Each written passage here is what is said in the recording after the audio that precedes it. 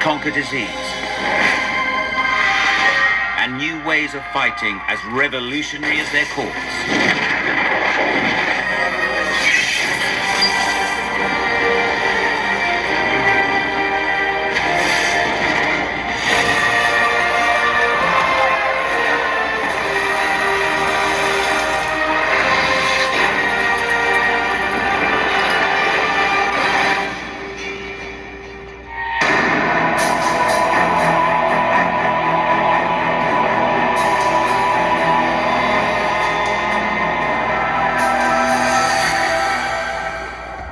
New York City, gateway to North America. Today, it's the financial capital of the world. Population 8 million people.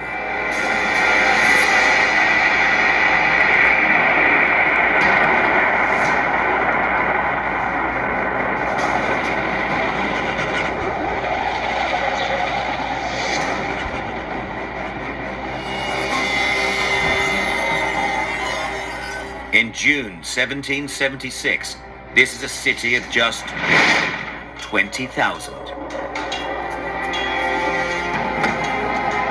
And it's preparing to defend against the largest land invasion in American history.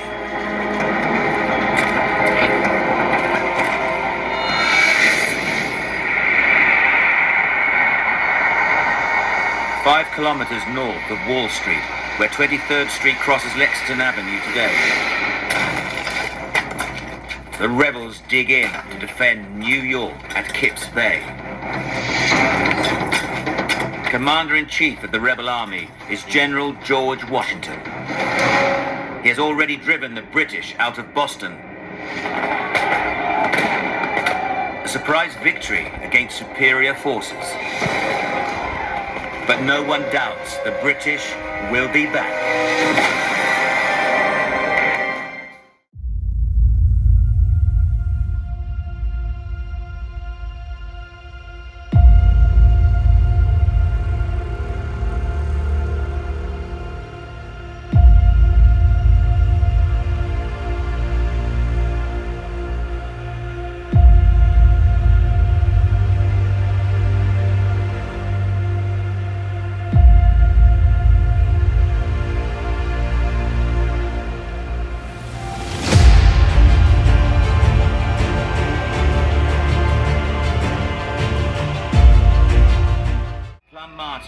Now a sergeant, waits with 8,000 other rebel soldiers for the signal to attack.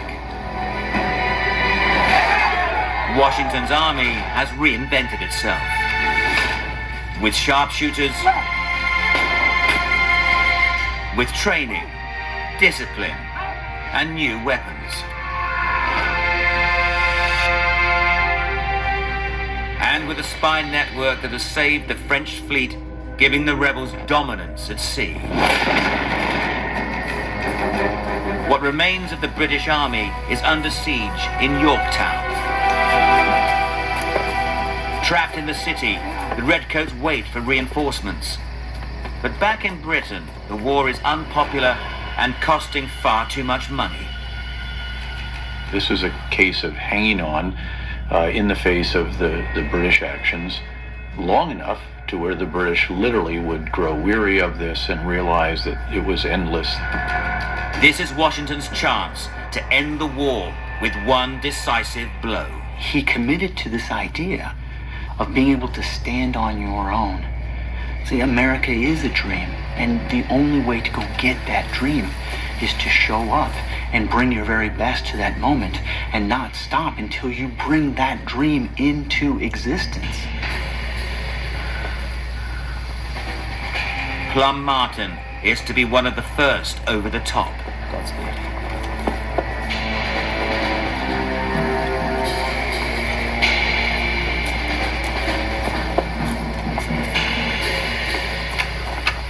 How you doing, old friend?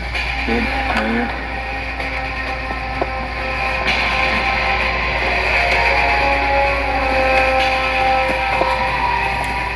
Good to check it out.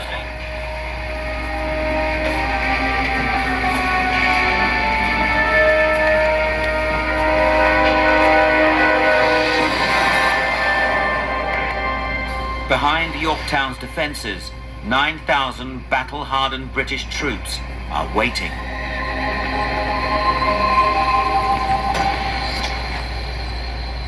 They're protected by a series of outlying cannon forts called redoubts. By October 14th, just 2 remain. If they're captured and their guns turned on Yorktown, the British will be forced to surrender. Look up there.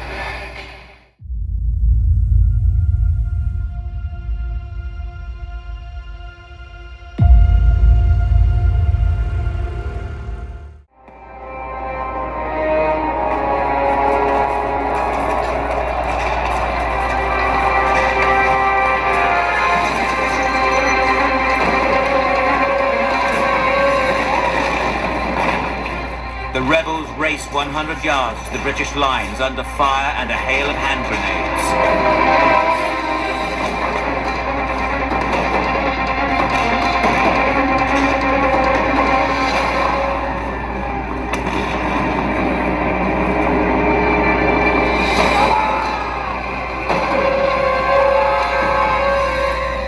A force of 400 breaks through and storms the British fort.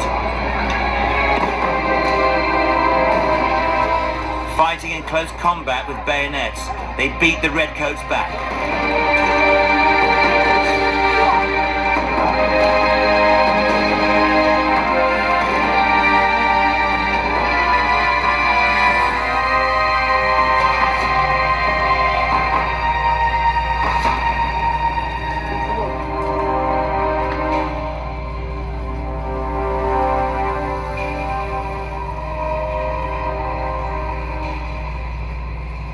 Immediately after the fighting had ceased, I went out to see what had become of my wounded friend.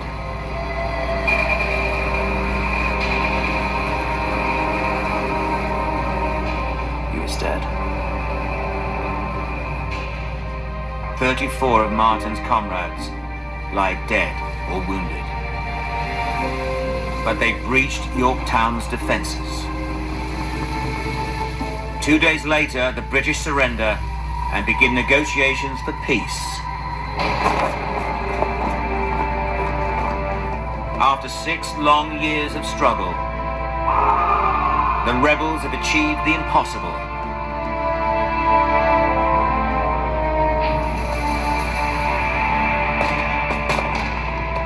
The United States is the only country to win independence from the British in war.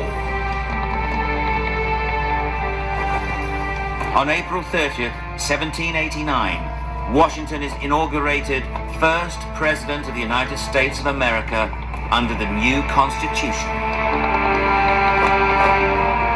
But liberty comes at a price. Over 25,000 men have lost their lives in the battle for independence. But a new nation is born. We hold these truths to be self-evident, that all men are created equal, and they are endowed by their Creator with certain inalienable rights, and among these are life, liberty, and the pursuit of happiness.